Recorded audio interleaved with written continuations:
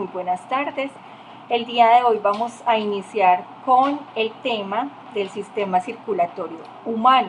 Recuerden que estamos entonces viendo como tal dentro de este segundo periodo todo lo que tiene que ver con la circulación. Bueno, quiero que entendamos qué conforma el sistema circulatorio y qué funciones tiene. Entonces, lo primero es que el sistema circulatorio es el conjunto de aquellos tejidos y órganos que permiten la circulación de sustancias nutritivas, de hormonas y también de desechos metabólicos a las distintas células del cuerpo. También ayuda a regular la temperatura del cuerpo y a la vez lo protege contra agentes patógenos, es decir, agentes que puedan ser infecciosos, como son los virus, bacterias, hongos. Entonces, mire todas las funciones que tiene nuestro sistema circulatorio y por qué es tan importante cuidarlo. El sistema circulatorio humano, que es en el que nos vamos a enfocar, tiene dos formas de transporte más bien. Uno es el sistema cardiovascular y el otro es el sistema linfático. Hoy nos vamos a concentrar sobre todo a hablar del sistema cardiovascular. Y ya más adelante continuaremos entonces con el siguiente sistema, que es el linfático. El sistema cardiovascular está conformado por el tejido sanguíneo, en otras palabras, la sangre. También está conformado por lo que es el corazón, los vasos sanguíneos.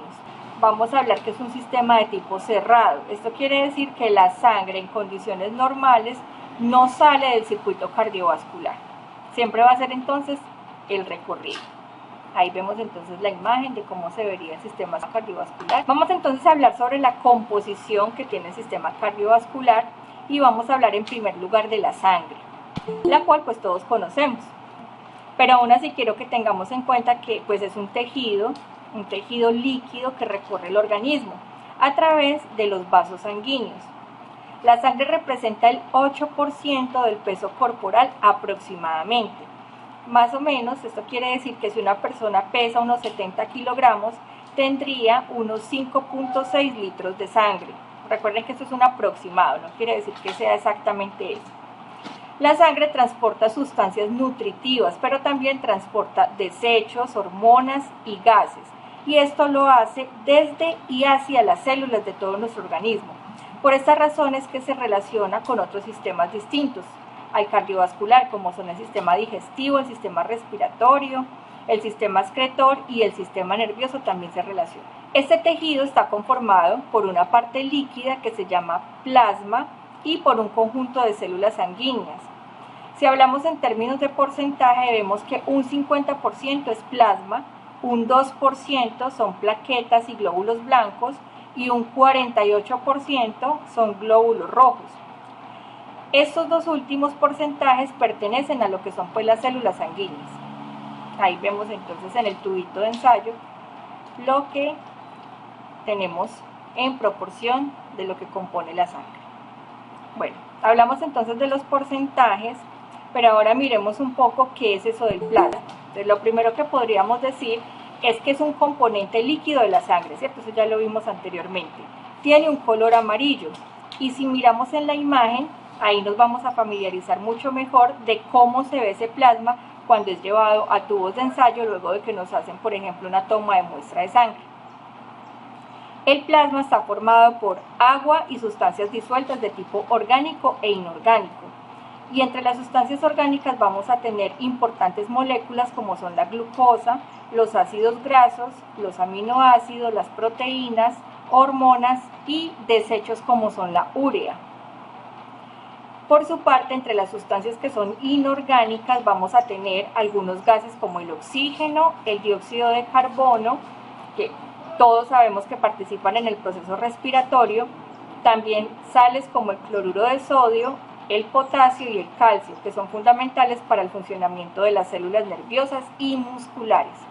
Entonces, así es como se conforma nuestro plasma.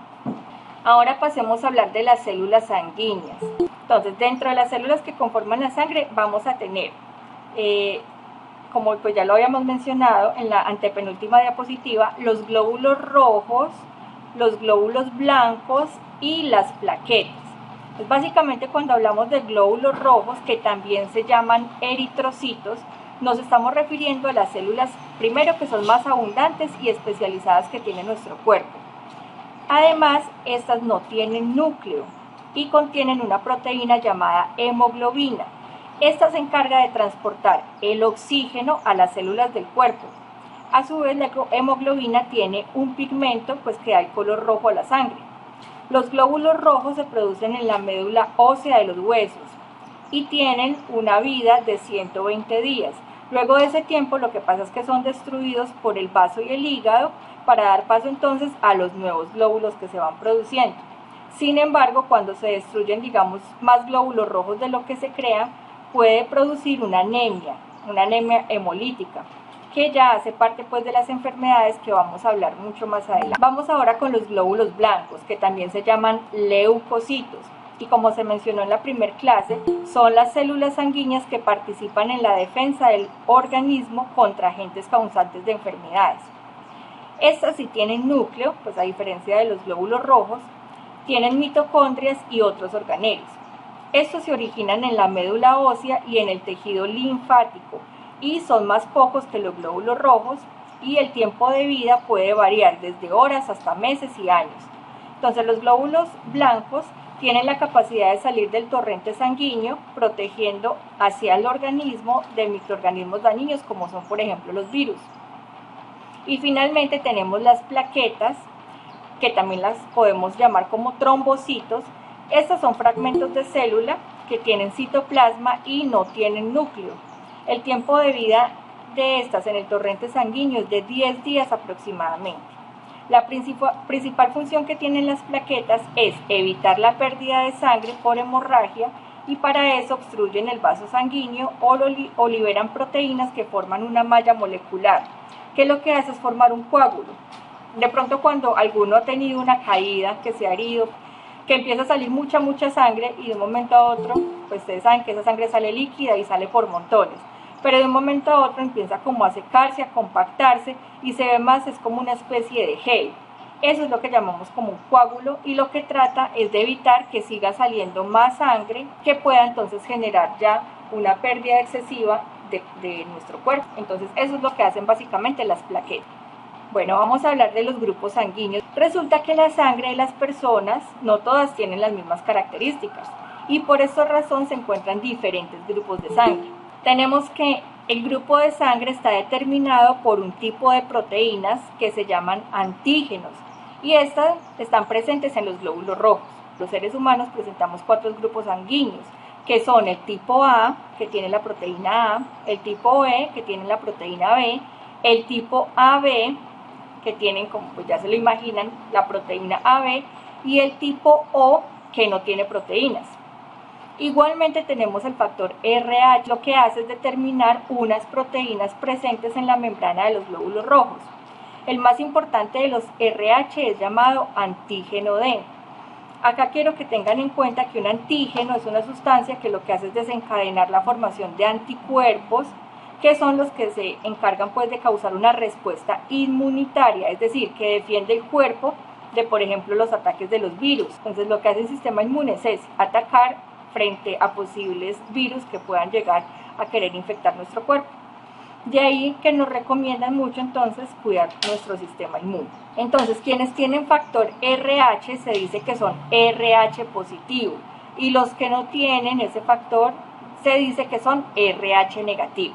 Ahora bien, no todos los grupos sanguíneos son compatibles entre sí. Existe una compatibilidad específica tanto para el grupo ABO así como para el factor RH. Por eso es tan importante conocer nuestro tipo de sangre y saber de quiénes podemos recibir una transfusión de sangre o a quiénes le podemos donar. Por eso vamos a mirar entonces en el cuadro lo que aparece allí. Vamos a identificar nuestro tipo de sangre, donde dice grupo. Ahí vamos entonces a encontrar todos los tipos de sangre existentes, y vamos entonces a mirar algunos ejemplos. Vamos a mirar inicialmente el grupo O positivo. Entonces, si yo soy O positivo, de pronto alguno de los que están conectados es O positivo. Yo. Sí, profe, yo. Sí, bueno, tenemos 2. Ustedes le pueden donar sangre a personas que tengan tipo o grupo A positivo, B positivo, AB positivo, O positivo. Entonces le pueden donar a esas personas. pero solamente le pueden recibir sangre, en el caso de que llegaran a necesitar una transfusión, solamente pueden recibir de personas que tengan grupo O positivo o O negativo. Si miramos el O negativo, ¿alguien por ahí es O negativo? Yo, profe, yo soy negativo. Entonces mira, tú eres donante universal, es decir, tú le puedes donar a todos los grupos de sangre, tu sangre le sirve a cualquier persona, pero tú solamente puedes recibir sangre de una persona que sea igual que tú, O negativo. Entonces, por ejemplo, hay tipos de sangre que son muy escasos.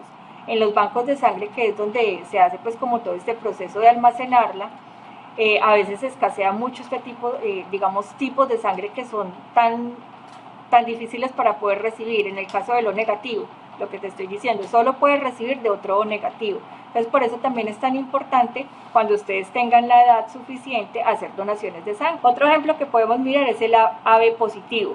El AB positivo, mire que solo le puede donar a un grupo de sangre, que es otro AB positivo, pero puede recibir de manera universal, por eso se llama receptor universal, o sea, le puede recibir a cualquier otra persona con cualquier tipo de sangre. Ahí pues ven otros ejemplos de los otros grupos, ahí ya me imagino que ustedes se buscaron y miraron de quién pueden recibir sangre y a quienes le pueden donar sangre. Para culminar por hoy, entonces vamos a mirar algo que se llama la incompatibilidad de RH. Entonces quiero que estén pues muy atentos para que entendamos. Esto ocurre durante el embarazo, por eso es muy importante, chicos, que hay que tener en cuenta el factor RH en una futura madre.